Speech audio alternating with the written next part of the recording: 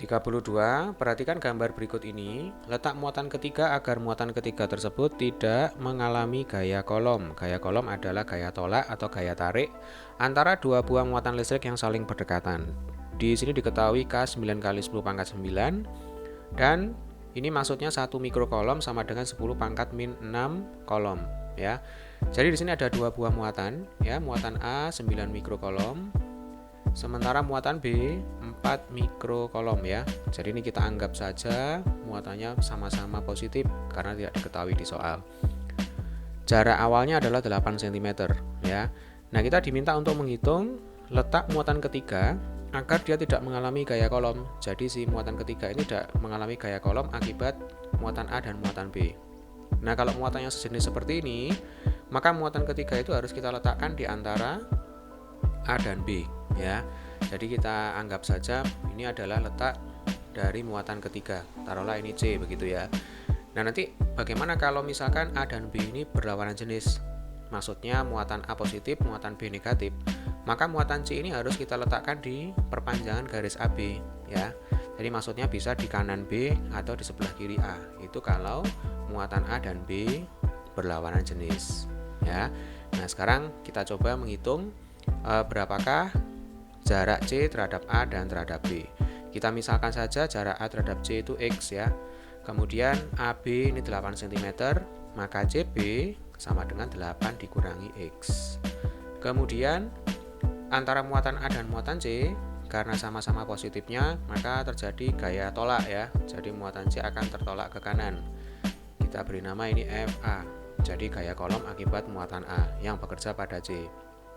Kemudian muatan C dan muatan B, dia juga akan mengalami gaya tolak ya, yang arahnya ke kiri. Kita beri nama FB.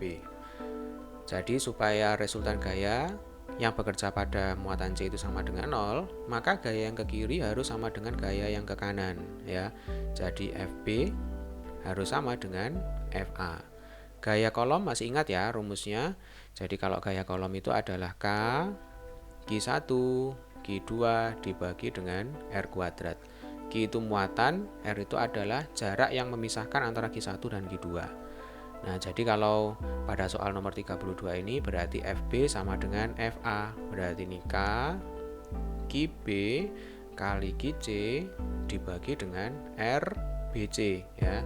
Jadi jarak yang memisahkan muatan B terhadap muatan C, kemudian jangan lupa dikuadratkan. Sama dengan K kali QA kali QC dibagi R AC kuadrat.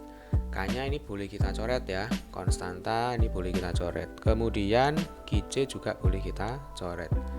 QB-nya tadi sama dengan 4 mikrokolom dibagi RBC.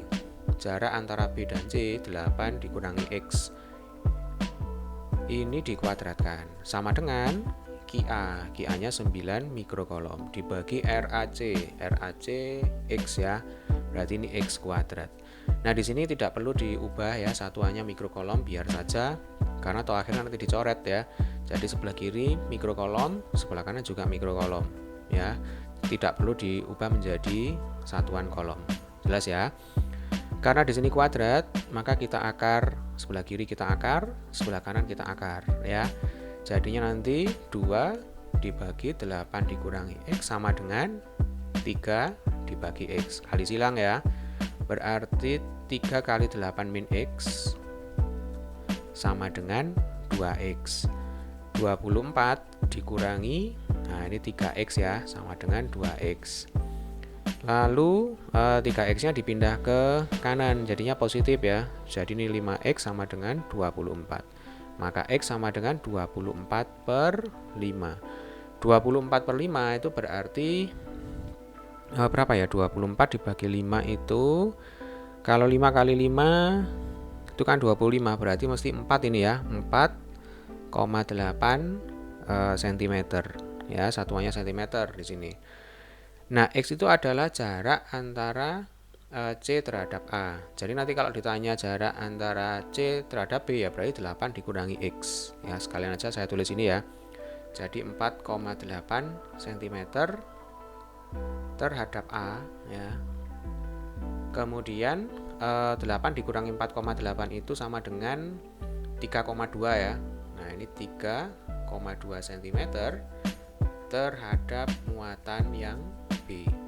Jadi 3,2 itu diperoleh dari 8 dikurangi 4,8 ya, karena jarak C ke B itu adalah 8 dikurangi X. Berarti jawabannya itu yang C ya. Jadi 4,8 dari muatan A.